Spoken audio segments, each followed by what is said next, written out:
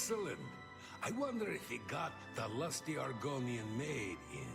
I've been dying to read that. Alright guys, welcome back to my channel. I got another build guide today. This build it stems off of my last build video I did with the Mage Assassin. What's going on with you? But I call this one the Shade, and it is way more magic based than stealth based. You can still play it stealth based. That's what I plan to do a little bit, just to do the Thieves Guild and Dark Brotherhood stories. But yeah, let's get into the build. Alright guys, so here is the Shade class, as I like to call it. So we're going to be doing dark magic. We're going to be using a sword. So obviously best race for any mage class really is Britain. They are just the best. Their spell resistance is awesome, and their magicka bonus is great. So another one that would be I would recommend using too if you don't like Britain is Dark Elf, for the blade aspect of it. Plus they are great with destruction magic, and we're gonna be using a lot of destruction magic. High Elf, not bad either. They just, you're gonna be more vulnerable to fire, frost, and shock. So for the Britain, I always choose Solistris. You can do High Rock if you want more speed. I would rather have that carrying weight at 40, especially since we're not going to be really putting points into strength. There are spells we're going to get later on that will ease our burden, but I'd rather have the 40 off the bat. That's just me. So our birth signs. There's a lot you can do, really. I went with Mage for the extra 50 points. The Apprentice isn't bad either, especially playing in Britain. So instead of having 100% magic weakness, you only have 50 because the Britain starts off with magic resistance. So it is what it is. The Astronaut, I mean, if you don't mind having your regeneration halted, it's not bad. But if you are new to playing an all mage build, I do not recommend running this. You're gonna be chugging potions and cracking and snorting crystals. So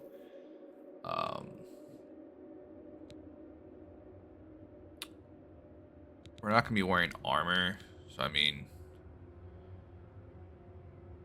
Lord isn't terrible for that increased magic resistance, but I mean, I think the best one in this tree by far is the Mage.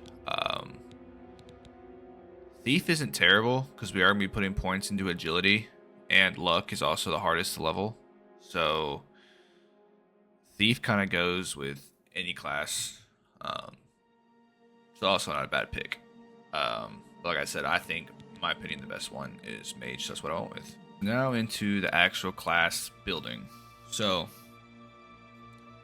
like I said, we're going to be doing magic.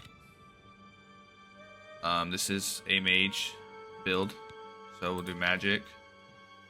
And I put my attributes intelligence for our maximum magicka. We want as much as possible. Starting off as a Briton, we already have a lot, and this just adds to it, which is great. And then we're also going to agility. Our main weapon is going to be either short swords or daggers.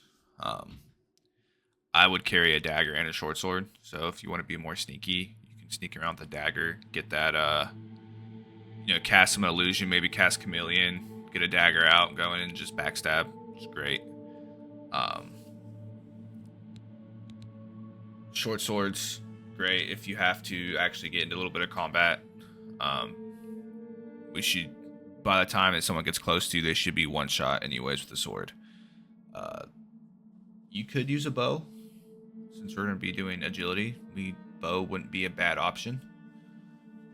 I've used the bow so much in Elder Scrolls, I like to try to stray away from it. Plus, selling arrows is a good way to make gold. So if you don't need the arrows, sell them. It's great. So we're going to put most of our points into intelligence and agility. I would probably, and then willpower wouldn't be bad either. Strength, like I said, not really going to use.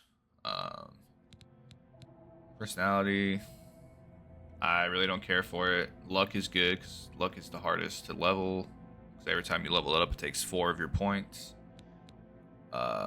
Speed, we're going to be a little quicker anyways. We're not wearing clothes. I'm sorry, we're not wearing armor, so it's not bad.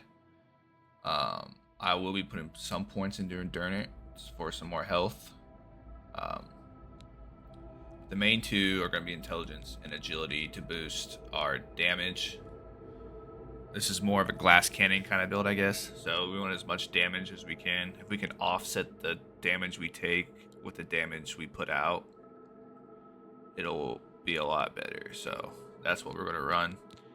Alright, so skills. Obviously, we're going to take blade.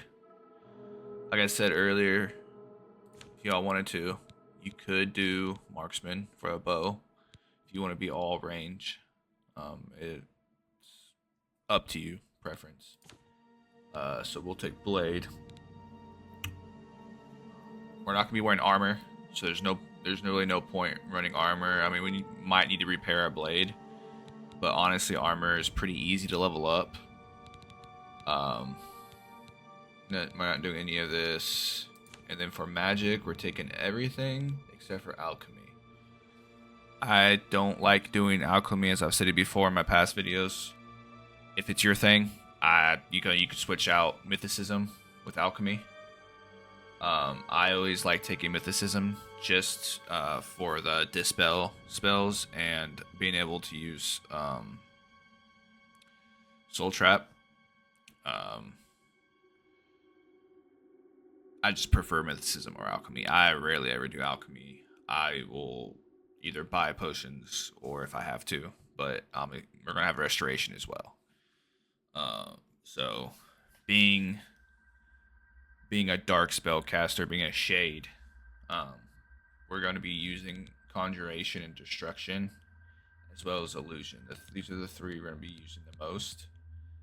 Maybe some alteration here and there, but mostly we're going to be putting out damage. So we want conjuration, destruction, and then illusion for if you want to sneak around and stuff like that, get chameleon, and then charm people and stuff like that. So these are the 3 we're going to be focusing on. As a Briton, we already start off with a pretty good, I think we start off with 40 restoration and 40 conjuration, which is really great. And then if you choose Dark Elf, your destruction will start off higher. And then your blade will start off higher as well. And I mean, if you really wanted to play start off having a higher sneak and leveling up sneaking faster, you could put sneak in there. Again, I would, if anything, I would switch out mythicism for sneak if you wanted to play a more sneaky a more sneaky character. So like I said, this is very similar to my mage assassin build, minus we're doing a lot more magic and we're not wearing armor, so we're complete close. We want 100% effectiveness on our spells as possible. The best way to do that is not wear armor. So let me know what you guys think.